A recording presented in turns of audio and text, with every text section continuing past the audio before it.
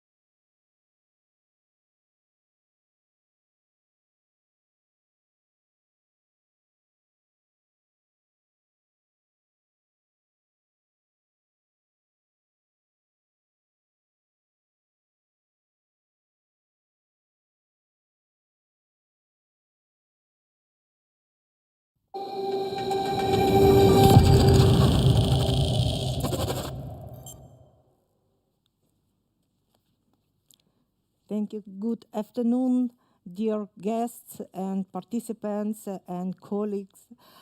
It's my great pleasure on behalf of the National and the Ukrainian Democracy and Victory Hub. Thank you. Good afternoon, dear guests you, and participants and colleagues. Event, Ukrainian It's my journalists great pleasure held on in behalf Russian of the Ukrainian Democracy and Victory Hub. Thank you. Good.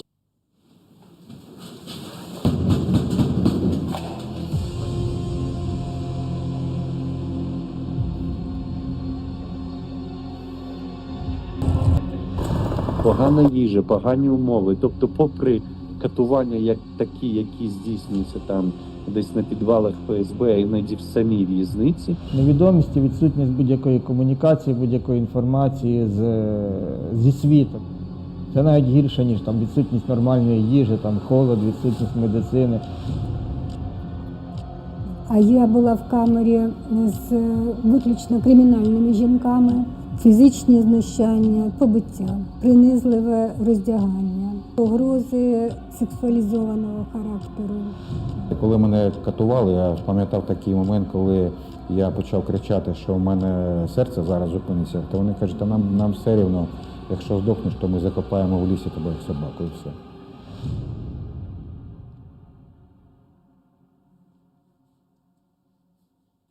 I am Lina Kush, the first secretary of the National Union of Journalists of Ukraine. We are the largest journalist organization in Ukraine, and since the full-scale Russian invasion in 2022, we help Ukrainian and foreign journalists to execute their duty. We help them during the war. But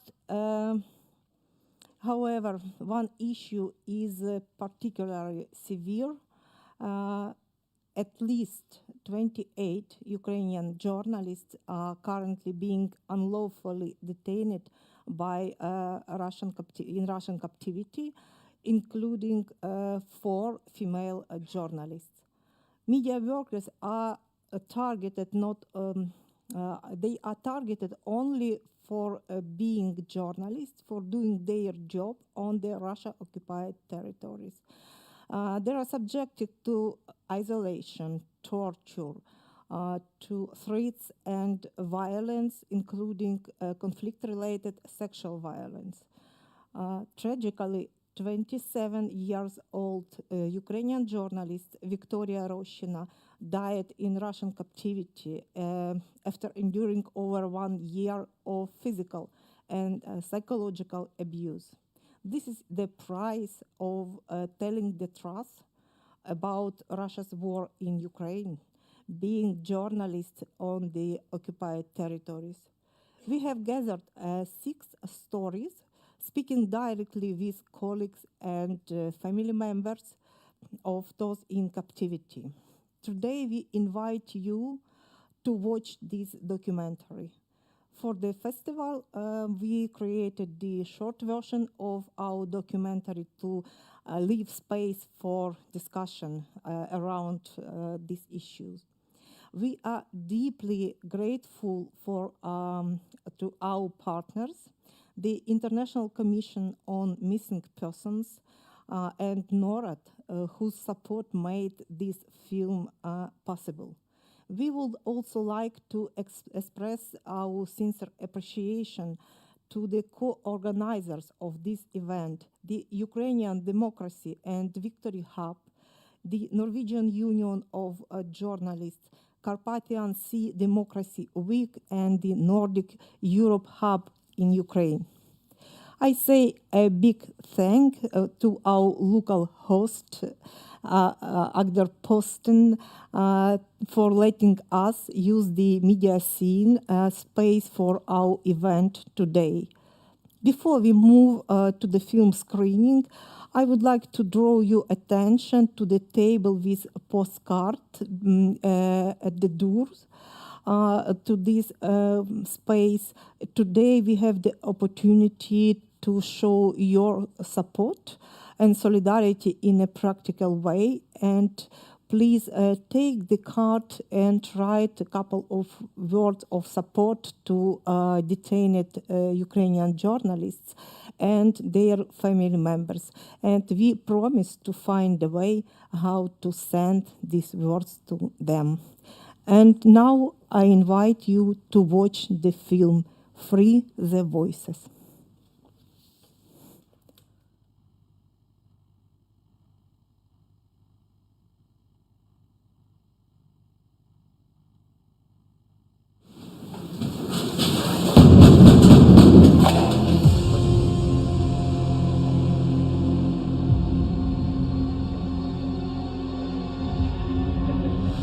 Погана їжа, погані умови. Тобто, попри катування як такі, які здійснюються там десь на підвалах ФСБ, іноді в самій в'язниці. Невідомість і відсутність будь-якої комунікації, будь-якої інформації зі світом. Це навіть гірше, ніж там відсутність нормальної їжі, там холод, відсутність медицини. А я була в камері з виключно кримінальними жінками, фізичні знущання, побиття, принизливе роздягання, погрози сексуалізованого характеру. Коли мене катували, я пам'ятав такий момент, коли я почав кричати, що в мене серце зараз зупиниться, то вони кажуть, нам все рівно, якщо здохнеш, то ми закопаємо в лісі тебе як собаку і все.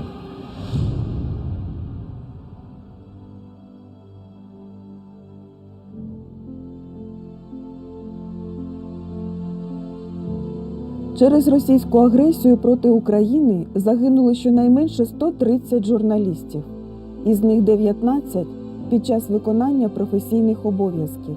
Ще 26 представників преси досі залишаються в полоні.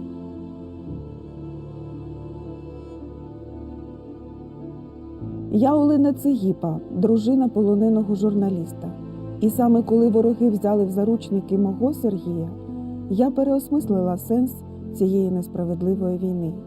Я 4-й рік борюся за звільнення мого чоловіка з полону. І одночасно вивчаю обставини викрадення, зникнення інших українських журналістів, які несли цьому світові правду про те, що відбувається в Україні. Росіяни прийшли на нашу землю понад 11 років тому. У 2014 році вони забрали наш Крим і розпалили війну на Донбасі. А у лютому 22-го війна прийшла в кожен дім. Відтоді кожна українська родина має свою історію болю. І кожна лінія фронту стала лінією боротьби за правду. Це не лише історія втрат, а й спротиву. У ній є ті, хто був озброєний лише камерою і мікрофоном, щоб боротися з російською брехнею. Серед них був і мій чоловік, журналіст, письменник Сергій Цегіпа. Першу війну на власні очі ми побачили у перший день повномасштабного вторгнення, коли російські війська увійшли до Нової Каховки. Це Херсонщина. Ми бачили, коли з'явився триколор над Каховською ГЕС, і з жахом для себе зрозуміли – це окупація. Нова Каховка окупована. 10 березня, 15-й день окупації. Сергій дуже активна людина. Він журналіст, письменник, громадський активіст. Тому він багато про всі ці події писав. Його сторінки у соцмережах стали голосом нашого міста в окупації. Сергій називав речі своїми іменами, засуджував окупантів, говорив людям не вірте їхній пропаганді, закликав чинити опір. Це був його фронт. Він працював із деякими ЗМІ, писав для них матеріали, і одночасно він ще вів свій блог. Коли окупували Нову Каховку, ми не думали про втечу з рідного міста. Сергій організував гуманітарну допомогу для стареньких, хворих, родин з дітьми. Ми з ним створили маленьку волонтерську групу «Україночки». Розвозили продукти, ліки, все необхідне. Дівчата розподілили між собою ролі. Одні стоять в чергах в аптеки за ліками, інші за продуктами, ще інші займаються доставкою. З перших днів окупації Сергій збирав інформацію про незаконні дії, які росіяни чинили на очах цивільних людей, щоб ці дані стали доказами в суді. Сергій одразу став мішенню для окупантів. 12 березня 2022 року його викрали. З того дня я більше не бачила свого чоловіка. Його вивезли в окупований Крим, у Сімферопольське СІЗО, потім був так званий суд. Сергія звинуватили у шпигунстві і дали 13 років колонії суворого режиму. Апеляція та касація нічого не змінили.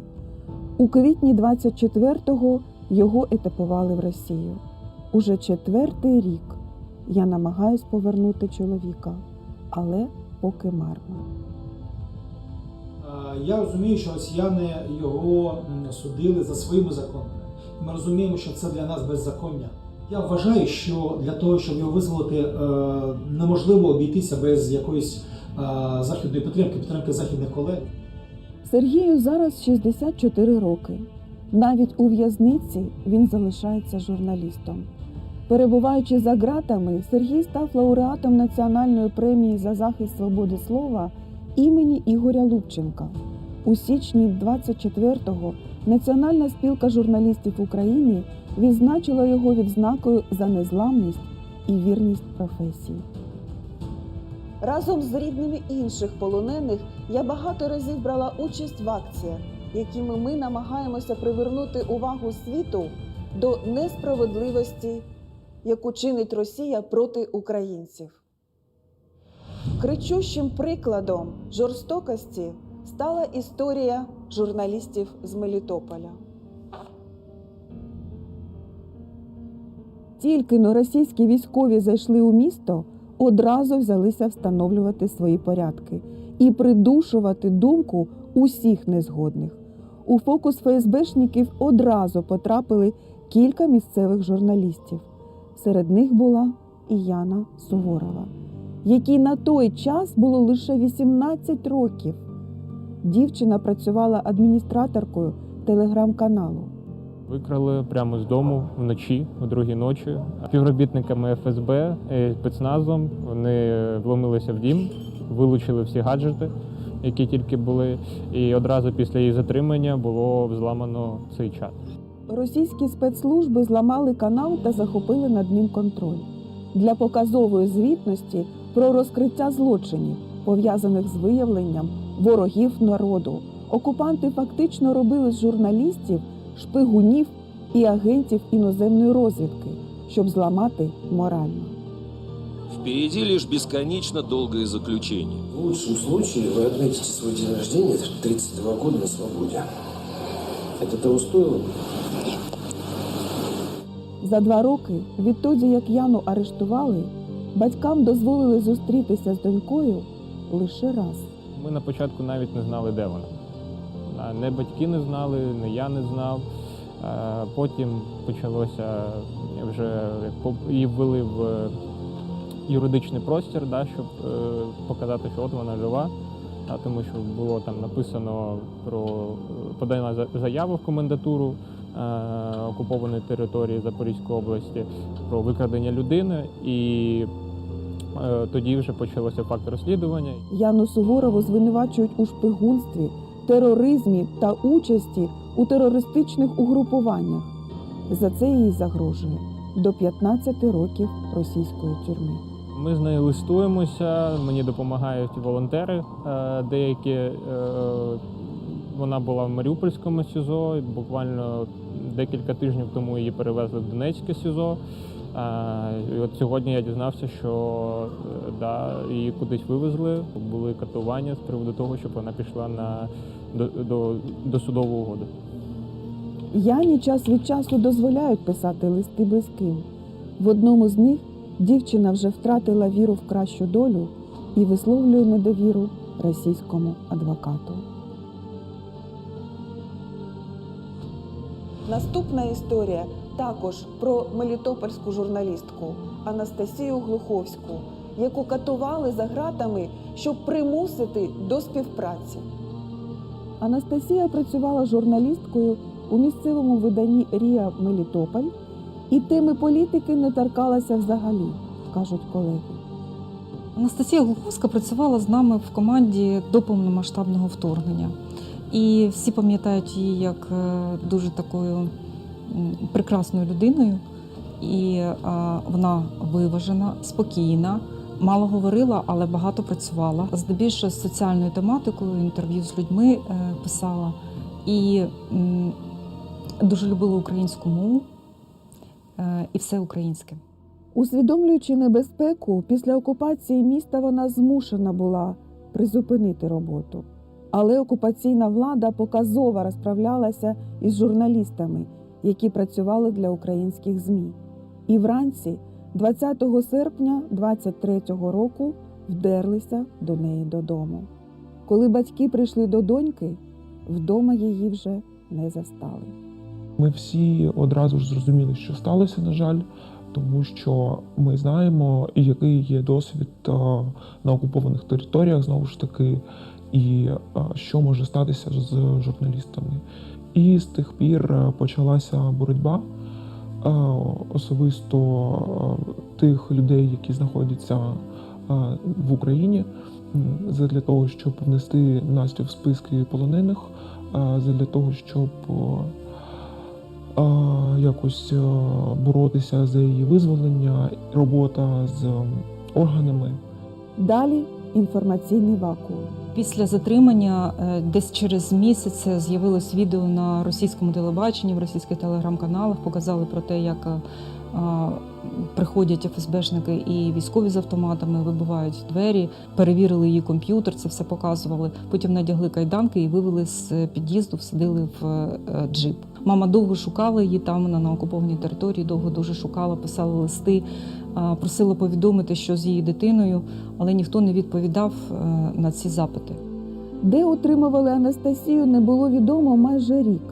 За свідченнями звільнених заручників стало відомо, що дівчину тривалий час тримали в промисловій зоні окупованого Бердянська. До того, як її викрали, вона була в не дуже доброму стані, як і емоційному, звісно, що в зв'язку з окупацією, з війною, так і в фізичному стані вона була не в дуже доброму.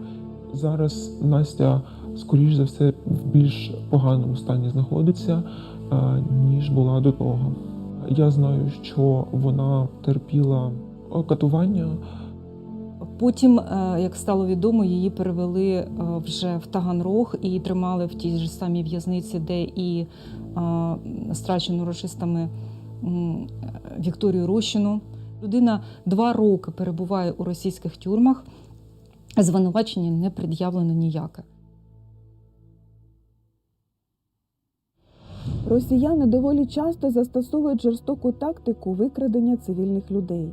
Вони вдираються в домівки вночі, вивозять в невідомому напрямку, щоб жодна душа не знала, куди поділася людина.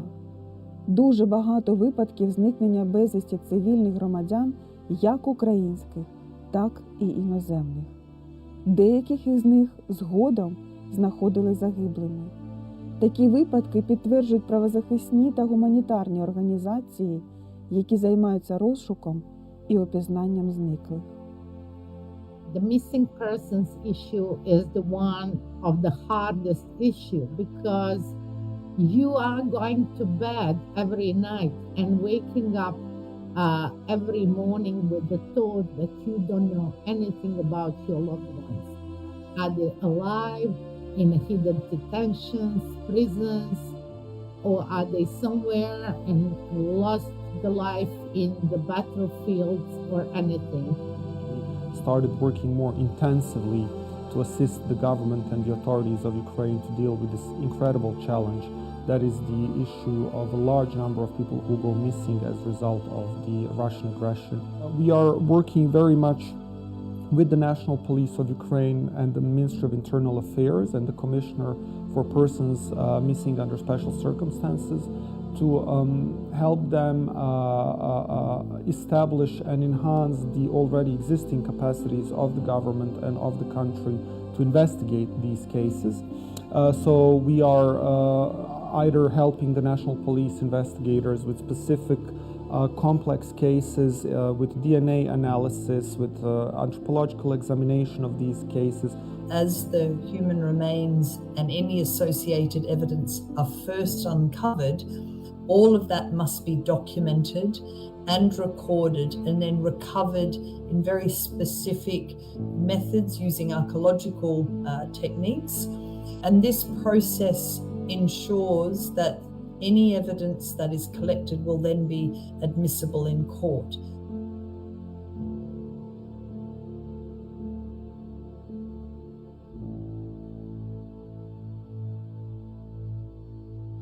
Один з таких надзвичайно складних випадків – це страшна історія, яка трапилась з українською журналісткою Вікторією Roshchynою. Її тіло повернули в Україну зі слідами тортур і без деяких внутрішніх органів.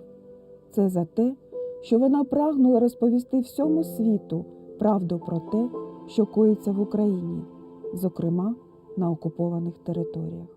Вікторія Roshchyna розпочала свою кар'єру ще в підлітковому віці, а згодом співпрацювала як позаштатна журналістка з провідними українськими медіа. В нашій роботі її завжди турбували справи, які стосувалися порушення прав людини, зловживання владою, корупція, російські воєнні злочини, судові справи кримінальні. Так? Тобто вона, в принципі, не бралася за якісь прості, легкі справи. Після повномасштабного вторгнення Вікторія зосередилася на воєнних подіях.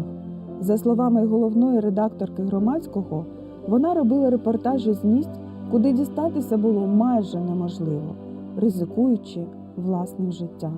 Ідея їхати на окуповані території була з одного боку надзвичайно сміливою, і я розумію, чому тільки такі люди, як вона, могли на таке наважитись. З іншого боку, вона була абсолютно, ця ідея безумною, оскільки Віка один раз вже була в полоні, і неважко було зрозуміти, що це квиток в один бік, тому що вона на рахунку, да, в росіян точно вже була в їхньому полі зору. Перше окупанти затримали Вікторію поблизу Бердянська. Після 10-денного полону звільнили, але лише після того, як її змусили записати відеозвернень. Я Рощина Вікторія, журналістка громадського телебачення. Слідувала в составі гуманитарной колонны из Запорожья в Мариуполь. При проверке документов в Бердянске в моем телефоне были обнаружены фотографии российской военной техники, из-за чего я была задержана для выяснения обстоятельств. Про цей досвід вона написала статтю, розповіла, як росіяни поводяться з українськими журналістами. Поїздка у серпні 23-го на окуповану територію для підготовки репортажу для Вікторії стала останньою. Рідні та міжнародні організації шукали Вікторію протягом року, поки у травні 24-го року російська сторона не підтвердила її утримання. Після цього вона єдиний раз змогла зателефонувати батькам. У жовтні 24-го року стало відомо, що 27-річна Viktoria Roshchyna у вересні померла у російському ув'язненні. Тіло журналістки повернули до України в лютому 25-го року. Судово-медична експертиза виявила численні ознаки катувань та нелюдського поводження, зокрема синці, перелом ребра та можливі сліди ураження електричним струмом. Український уряд розпочав розслідування її смерті як можливого воєнного злочину. Приклад Вікторії Roshchyna просто демонструє дуже так яскраво, на жаль, взагалі політику щодо наших людей. І щодо тих людей, які проявляють активну проукраїнську позицію, як Viktoria Roshchyna. Трагічна історія Вікторії Roshchyної показує ціну, яку українські журналісти платять за виконання свого професійного обов'язку та прагнення донести світові правду про війну.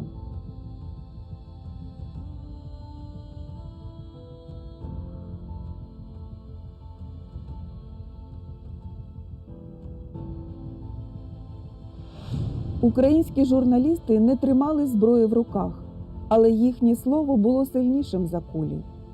Сьогодні вони у тюрмах, у списках зниклих безвісті, а деякі в могилах.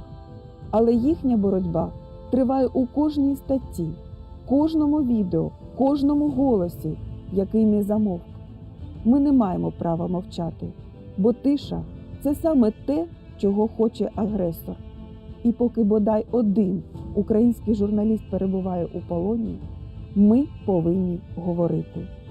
Ця стрічка – наш спільний голос за тих, хто не може говорити сьогодні. І наш обов'язок – зробити так, щоб вони повернулись додому.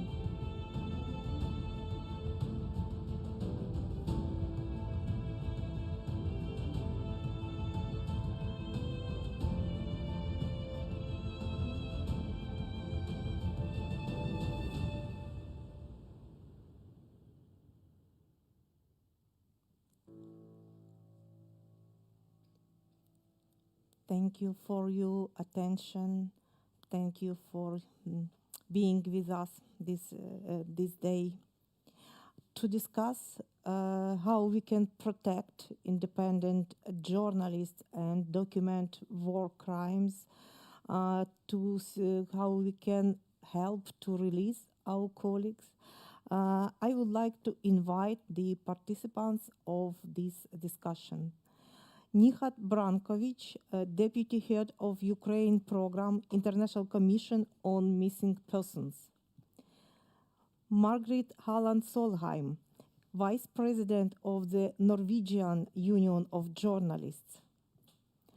Alma Masic, Civil Society Initiatives Program Coordinator, International Commission on Missing Persons. Lilia Goncharevich, Chair of the Carpathian Sea Democracy Week, Ukrainian Arendalsuka, Chair of Nordic Europe Hub, Ukraine, and coordinator of Ukrainian Democracy and Victory Hub here in Arendalsuka. Please welcome our speakers. Yeah. Thank you. Mm-hmm.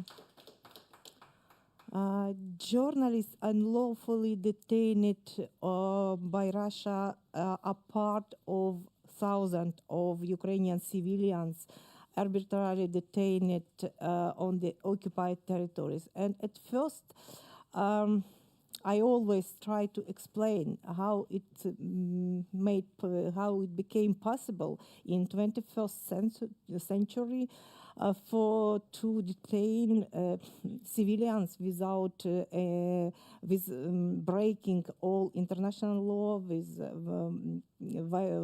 violation of all international documents and so on. But we see that many journalists, civil rights defenders, people active in social media, they were missed on the occupied territories, or they were unlawfully detained by Russia Federation, and we have no mechanism how we can release them according the international mechanism and according international law. So because we are here to attract your attention to this complicated issue. And last month, the High Representative of European Union, Kaja Kallas, announced the initiative of creating this special platform to help to release civilians, Ukrainian civilians, unlawfully detained by Russia Federation on the occupied territories.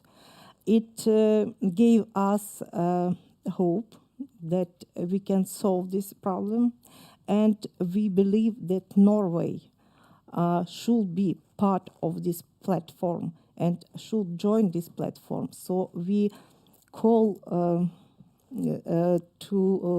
we appeal to you to call your government, to call your politicians to do that and join the platform and may do the best to release Ukrainian civilians on the occupied territories. And as you saw in the film, the Russian authorities often deny detaining Ukrainian media workers, conceal their whereabouts, and deny them official legal status. It doesn't allow to start any process of negotiation. For example, regarding Ukrainian journalist from Melitopol, Irina Levchenko, she was missed for 1.5 years, and her family heard nothing for 1.5 years about Irina. And only 18 months later, the first letter from Irina was arrived. So my question to Nihat Brankovic, how does the International Commission on Missing Persons approach searching for missing civilians when standard diplomatic channels and access to detention sites are completely blocked, are completely impossible? And what is your organization's role in addressing the legal vacuum surrounding the status of civilian detainees? Thank you, Lina. Yeah. Good afternoon, everyone. First of all, let me really say how proud we are as ICMP to have you, the Ukrainian Union of Journalists, as our partner. And I've seen this film a number of times before, but I'm still horrified by these stories. And I think what is very important is that we shed light and bring awareness to this issue. And also let me thank the National Union of Journalists of Norway for supporting this event. Thank you to our hosts here. So you're right. The international law sets out a variety of mechanisms to stop these things from happening, but unfortunately the problem is the implementation. So the law is there. Journalists are civilians. For example, Geneva Convention foresees that journalists are civilians on a special missions, awarding them additional protections as well. But Obviously, in the case of the Russian full-scale aggression against Ukraine, this is not being respected. So ICMP is a treaty-based organization that is dealing with the issue of missing persons. We are based in The Hague, that's our headquarters, but we operate now in Ukraine. That's obviously our largest program. And people go missing as a result of a war crime. So people don't go missing by themselves. And I think that's very important to note. Our colleagues at the UN Special Monitoring Mission on Human Rights in Kyiv, Danielle Bell and her team just published yesterday, I think, a report where they noted it is, according to their records, there are 16,000 unlawfully detained Ukrainian citizens on the territory of civilians, on the temporarily occupied territories. Their research also shows that 90% of those have experienced some form of torture, humiliation, abuse, very often sexual abuse. So this really very much includes detained journalists. 97% of prisoners of war have experienced torture, humiliation, abuse, sexual abuse, which also constitutes clear breaches of Geneva Conventions. What ICMP does, because I need to be a bit shorter, is so our mandate does not foresee direct contact with the Russian Federation, our partners and friends, including the ICRC, but also including the Inquiry Committee, UN Inquiry Committee, other UN bodies,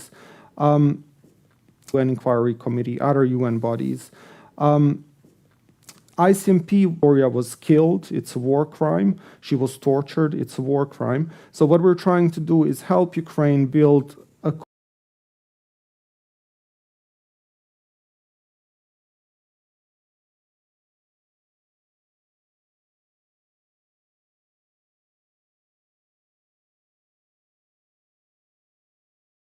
coherent system where these cases are really investigated crisis since the Second World War. We're talking about more than 100,000 missing persons, probably higher.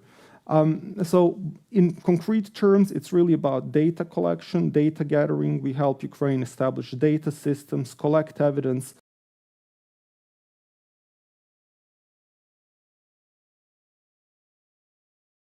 We employ people who are specialists in this very new advanced OSINT technologies that try to research, collect evidence on the last whereabouts of the missing journalists and detained journalists and all the detained and missing persons in general. We try to help build capacities for, unfortunately, worst case scenarios that we had in Victoria's case. So very often illegally and unlawfully detained civilians, including journalists, but including prisoners of war, returned to Ukraine deceased. It's very important that these cases are then examined in line with the highest forensic standards. That's what our teams do to help the National Police of Ukraine, because those bodies contain a lot of evidence of mistreatment and maltreatment. And hopefully for the future, we are building a strong case under the international law for accountability of Russian aggression against Ukraine, which includes enormous amount of human rights violations, really. And you saw that the European Union and the Council of Europe have started very seriously on establishing the court on international tribunal for the crime of aggression. And let's hope that in some future it will lead to some form and shape of accountability. I'm sorry for being so long.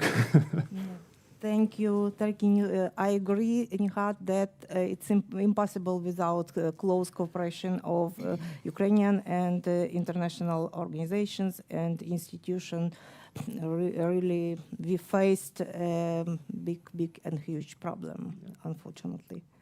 Now my question to Margrit Halland Solheim, Vice President of the Norwegian Union of Journalists, our reliable partner from the first days of the big war, and Norwegian journalists support us during this time. At the same time, we see that the world attention shifted to the other issues, to the other problems. Margaret, what role can civil society, Norwegian media organization, and European media organization play in maintaining attention to illegally detained Ukrainian journalists and other civilians as the global media focus shifts?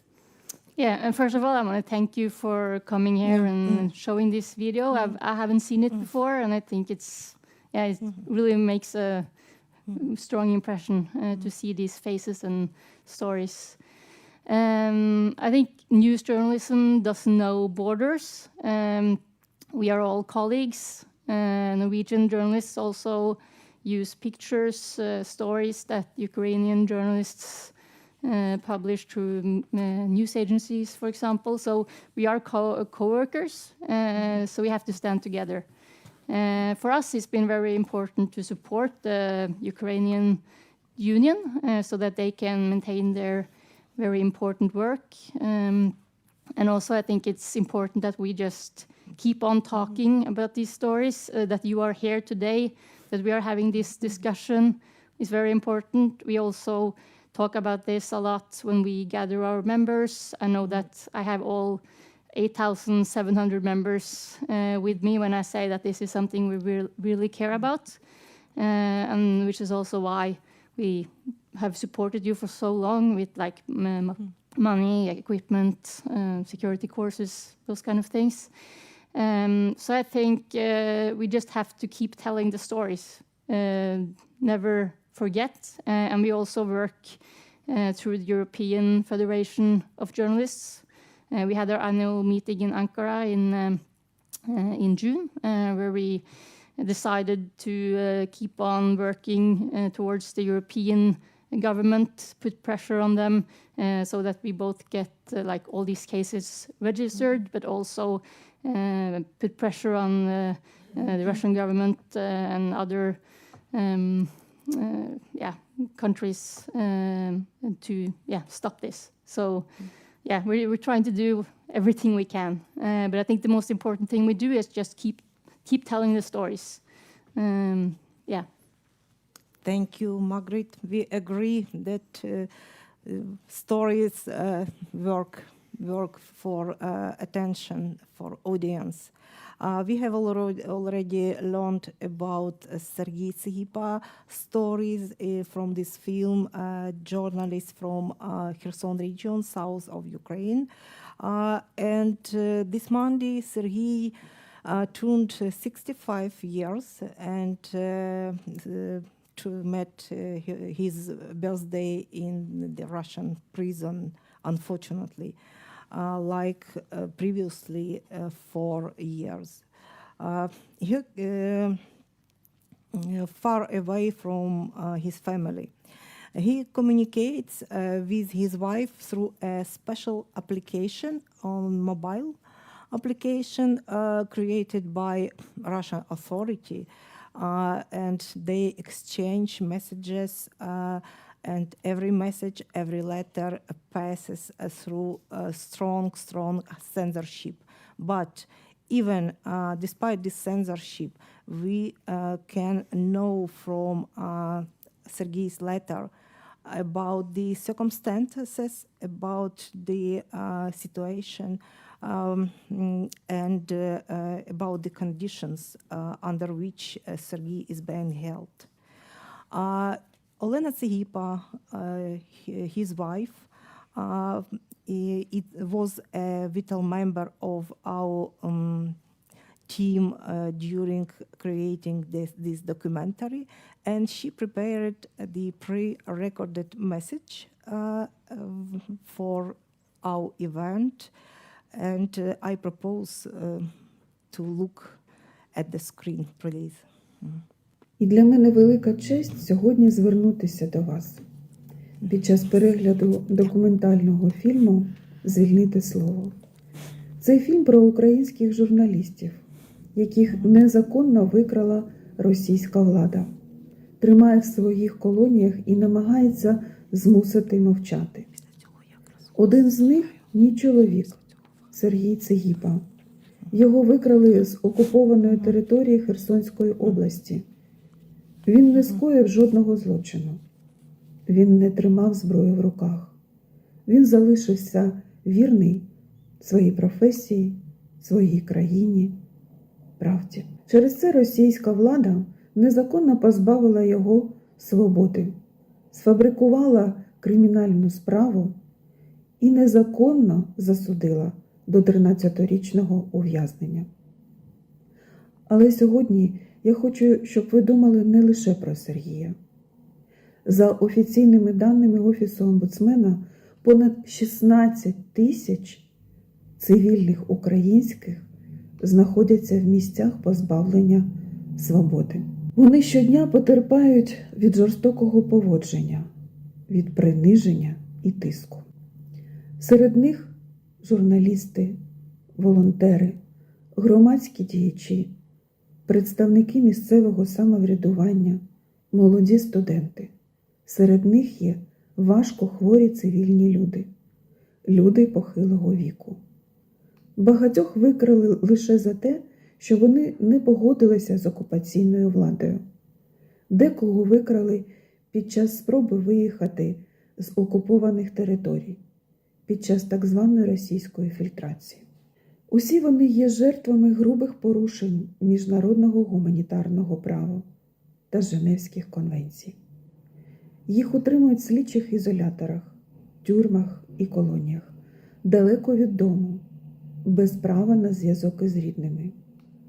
Багато родин роками не знають, де перебувають їхні близькі, в якому вони стані, чи отримують вони медичну допомогу, і чи живі вони взагалі. За кожною цифрою стоїть людське життя. За кожною людиною стоїть родина, яка щодня чекає. Діти ростуть без батька чи матері. Дружини та чоловіки засинають з надією, що завтра нарешті отримають звістку. Матері і батьки моляться лише про одне – щоб їхні діти повернулися додому. Саме тому я звертаюсь до кожного з вас.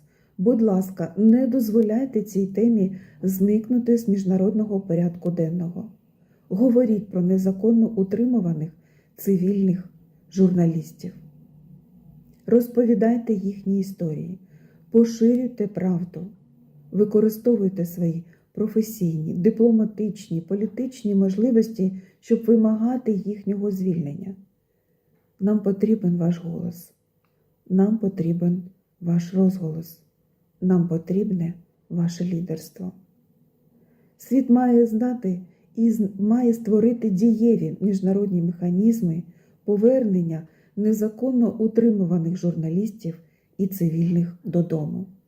Необхідно посилювати політичний, дипломатичний та економічний тиск на Російську Федерацію, щоб вона припинила практику незаконного позбавлення особистої свободи журналістів та цивільних та понесла відповідальність за грубі порушення міжнародного права та Женевських конвенцій. Мовчання не рятує.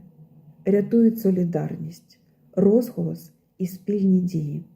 Я прошу вас стати голосом тих, кого Росія намагається змусити мовчати.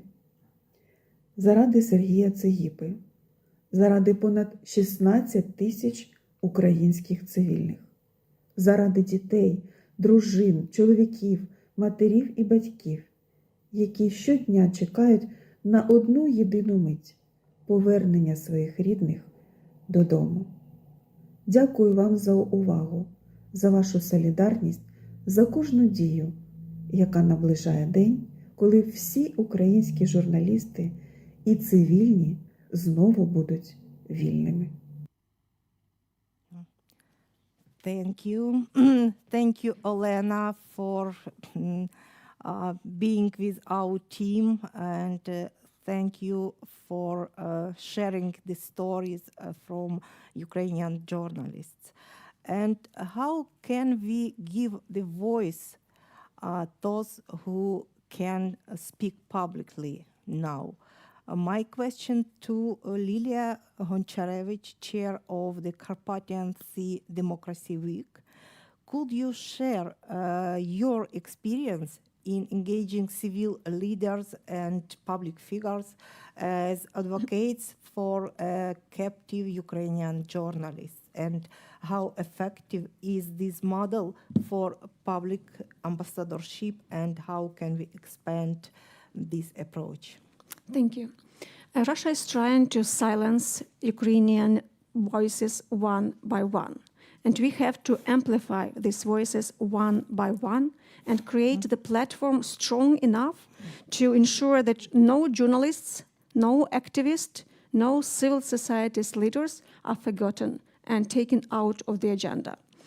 And Ukraine is fighting, as you know, not only for its territory, but also for its culture, for the truth, for the history, and how Russia invaded Ukraine. So first, it was the Russian culture, twisted information, propaganda, twisted history, and only after that came tanks.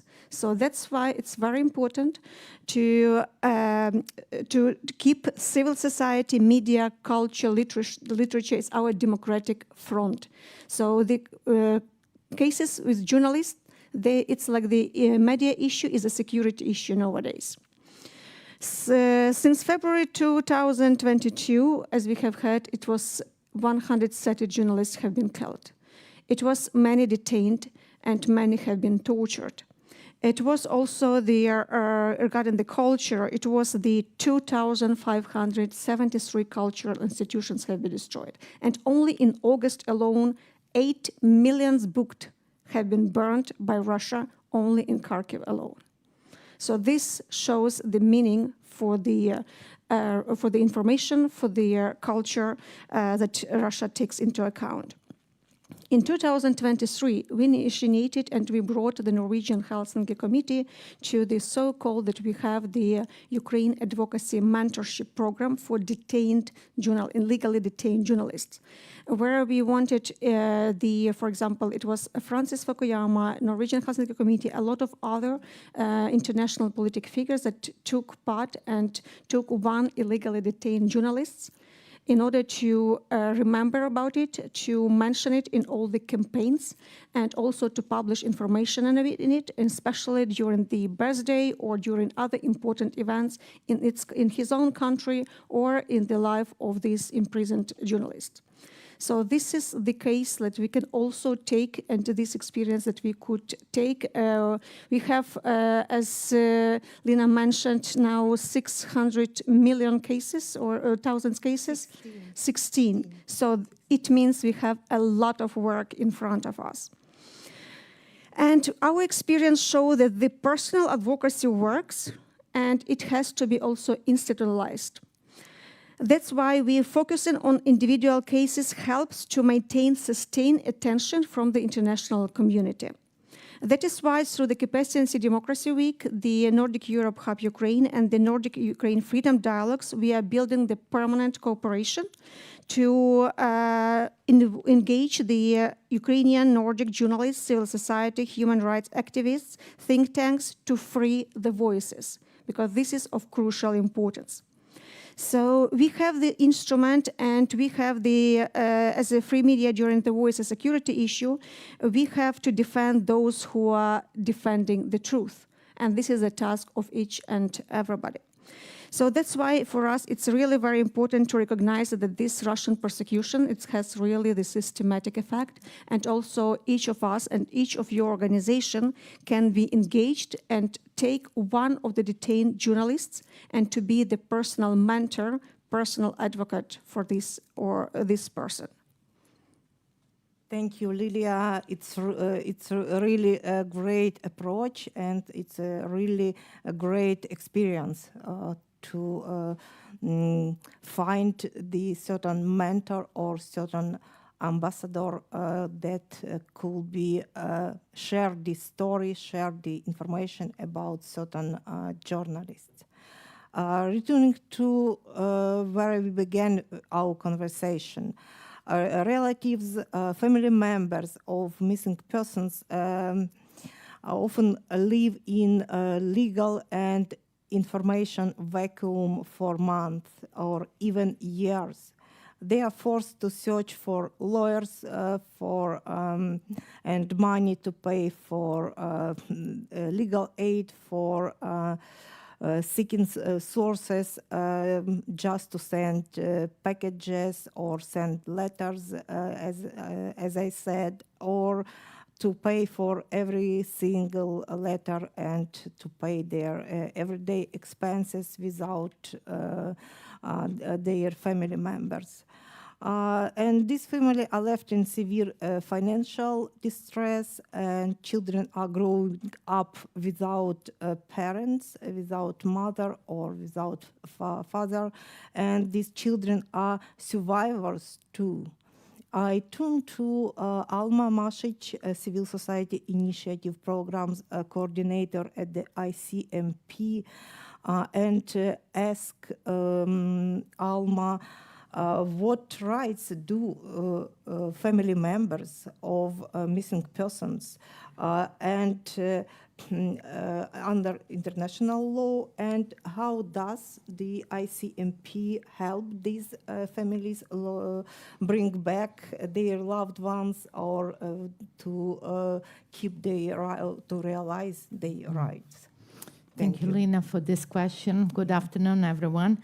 I'm just going to follow up on what Nihad has said as a part of our strong cooperation and work with the representatives of Ukrainian government dealing with the issues of the missing persons. Our also part of the work is to work closely with the family associations of the missing persons.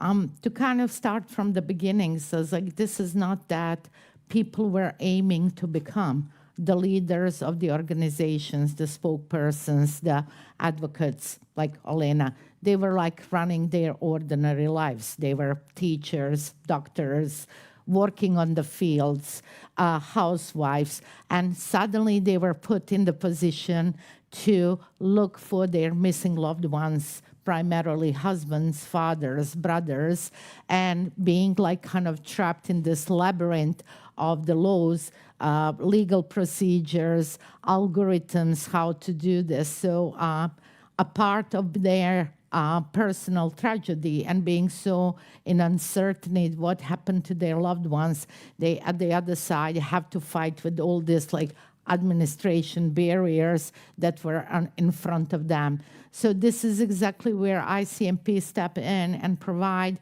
a first and foremost education and information to the family representatives, not only about their rights and how they can obtain their benefits, social rights, how they're going to use the algorithm to apply and register their missing loved ones, whether they are in captivity or they are somewhere on the battlefields, but they know how was the way to pursue through the institutions of the Ukrainian government to obtain their rights and benefits. In addition of that, one of the main aim of ICMP is to have the families as an equal partner in the dialogue, in constructive dialogue with the government institutions and other stakeholders in Ukraine that are dealing with the issue of the missing persons, so that they are not bystanders, so that they are not just passive observers that someone else is solving their issue. And after all, they have to be they have to be very active and proactive part of this process, because in the end of the day, it's about their loved ones. It's about their fathers and their mothers. All of us go home in the night, we lay down in a bed, and this is a new day. But they are with that, and that's why I always like to say this. And for that reason, they have to be part of this process, and we are providing them a lot of information about the process itself, how and what are the processes of identification of the deceased persons, what are the processes of seeking for the loved ones in the hidden detention. In addition to that, we're also trying to do this all together, very united approach, because there are very amazing civil society organizations in Ukraine dealing with those issues. Just to mention few, a part of the Carpathian Sea that we really had some kind of cooperation with them. The organization of the lawyers and legals such as Siege, for instance, Media Initiative for Human Rights, Center for Civil Liberties, everyone who are contributing in their own way and capacities to the family associations of the missing persons to deal with this issue, and again, to be actively involved in this. And the second thing of all, and this is something from the previous experiences, from the previous conflicts, and it's not so special for Ukraine, is that sometimes you have this like strong division between the military missing persons versus civilians. Our job, our task is to kind of bring together all the families of the missing persons and to strongly advocate and fight for every single missing, detained, abducted, sexually harassed Ukrainian in this aggression of the Russia against Ukraine, so that they can really fight for every single one, that they can be bring home, they can be properly identified, unfortunately, if they are deceased, to be returned their name and their dignity, and to be back home with their own people where they do belong. So that is our intention. This is how we are working with many of various associations of missing persons, working for the civilians, working for their respective missing in military brigades across the Ukraine. But our aim is to bring them all together. As we also trying to support some of their activities of the advocacy activities, raising visibility, promoting this issue. And I will just use the opportunity to just say the 30th of August is coming. This is declared as the International Day of Disappearance, and this will be followed by massive activities of the various of the families of missing persons across Ukraine to raise the awareness, to send a message, and to really kind of talk about their missing loved ones, in particular civilians, that they have to kind of achieve rights and benefits as their families are deserving. Thank you, Alma. Thank you for really 30th of August is a good reason to recall about missing person, including civilians. Yeah, you are right that sometimes civilian missing persons or civilian detainees are in the shadow of prisoners of war issues in Ukraine, and it's important to recall about civilians on the 30th of August. And now we have space for your questions. Please raise your hands, tell your name and whom you address your question, please, if you have. Before the question comes, maybe I just will comment on, thank you. It was a great pleasure and a great honor to have you with us, and also human rights and other human rights organizations like SIG, Center for Civil Liberties, Norwegian Helsinki Committee in Truskavets during Capacity Democracy Week. The next one will come on the 26th of April next year, so you are very welcome. Hopefully till that time we will speak about already the people and the released journalists and other people, and it's like really very great opportunity on the 30th of August, and you can choose, or your organization can choose one person and do the same, this mentorship campaign as we have done with the Norwegian Helsinki Committee in order to raise the awareness, because it could save their lives, it could also make the visibility, so they will get better treatment, they will get some medical help, they will get the possibility to call their relatives, they will get the opportunity to receive some letter, because I don't know whether you understood about the the letters that you send that they have to pay, because this is like the Russian don't allow the letters to come, so it's only some illegal way or some like hidden way to find, to at least to write some notes on some papers to their loved one or to the relatives in the that are imprisoned. So that's why it's very important. So you can also raise this issue with your organization, with your colleagues, with your networks, because it could save their lives. And I just would like to add something, and something that it really became the driving force for us was this a gentleman who was released from the captivity, a civilian who was literally picked up on the field, working on his field, agriculture. And when he was released, he said one thing that really is a really driving force, and said, like, all the time in the captivity, we are just thinking about, is anyone thinking about us? And then when they come back and they realize that there is a whole movement, whole people who are really trying to do something, he said, and is now my heart is full. And if I only can bring this message to my detainees, to my remaining colleagues in detention, that they should really know that someone is still thinking about them, that they're doing all the best and all possible to raise the awareness, to talk about them, to tell the truth, and to also do anything possible to help them released. And for that is worth fighting for, definitely, and for many other reasons, but just those words, we were thinking that we are all forgotten, and this is something that is very worthwhile to do. And if your organization will also address your partners, and also will address like the and write to the Russian prisons about this person that are detained, so then they will know these persons are their attention, so they cannot be isolated and just killed, because the people are remembering about it.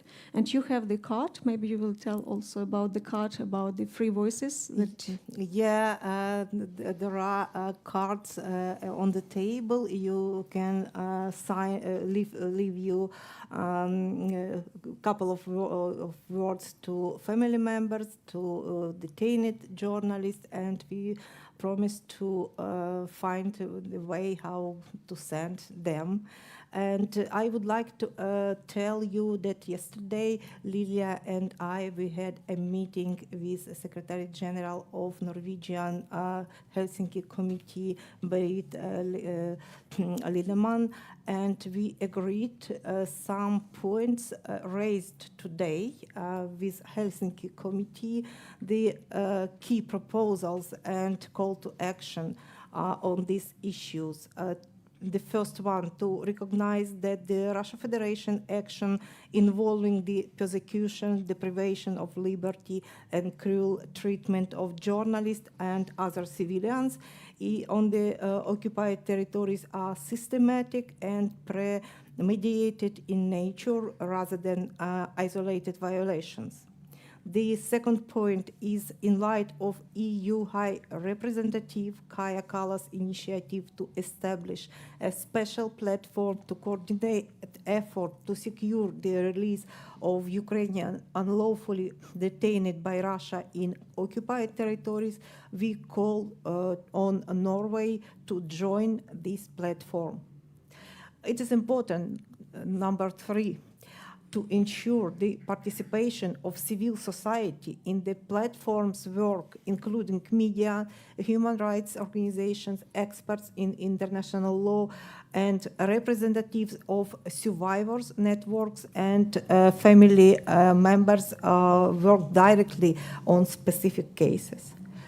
Number 4, comprehensive assistance should be provided to the families of detained civilians and journalists. This should include legal, financial, and psychological support. And the last but not least, engage politicians and public figures as a public advocates, ambassadors for specific detained, for certain detained journalists. Focusing on individual cases helps to maintain sustained attention from the international community. If you don't mind, it will be the main conclusion from today's event. Yeah, and we can share these points with the wide audience. While working on this film, we rewrite the script twice. The reason was significant. Two of the journalists who were protagonists in this film, Vladislav Yesepenko and Dmytro Hiluk, were released from captivity when we were working on the material. And this development allowed us to include their testimony, first-hand testimony from them and their families. In my hands, I would like to show you one important, this postcard drawn by Stefania, a daughter of a journalist, Vladislav Yesepenko.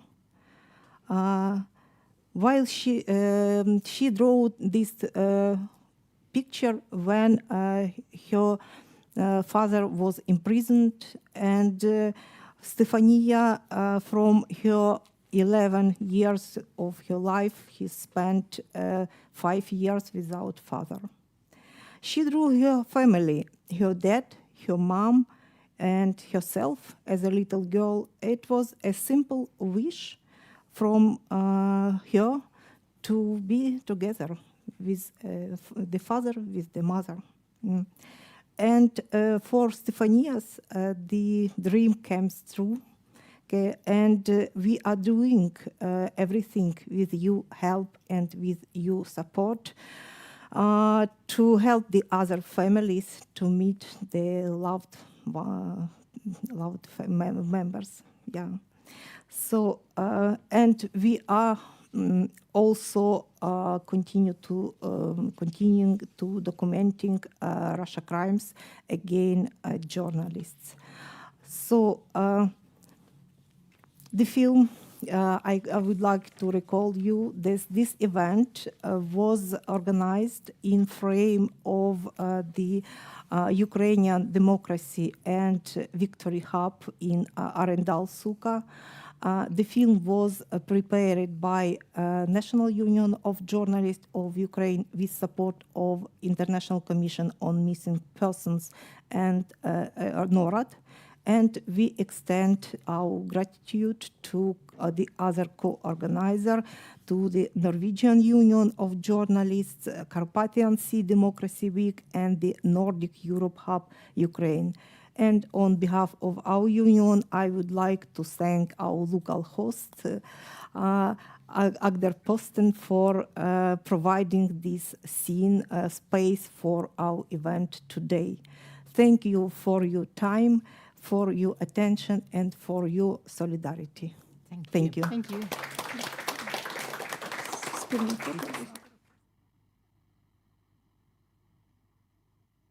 Common photo. Yeah, we have a special. I have a special mission today, and I would like to Volodymyr to. We should. Okay. Volodymyr. I would like Volodymyr to be with us here because I have a special mission for Volodymyr to award it. Volodymyr Buga is a member of National Union of Journalists of Ukraine and our representative in Norway, and made a lot for this event. And I have a special award for Volodymyr from the Ukrainian State Committee on TV and Radio. Yeah, and I. Yeah. Thank you. Yeah, and yeah. So Alma Masic. Oh, congratulations. Thank you. Great. Margaret Highland Soleil. and Nishat Brankovic. Yeah, Thank you. Great. Great. And then we can make the joint photo together. Yeah, make the joint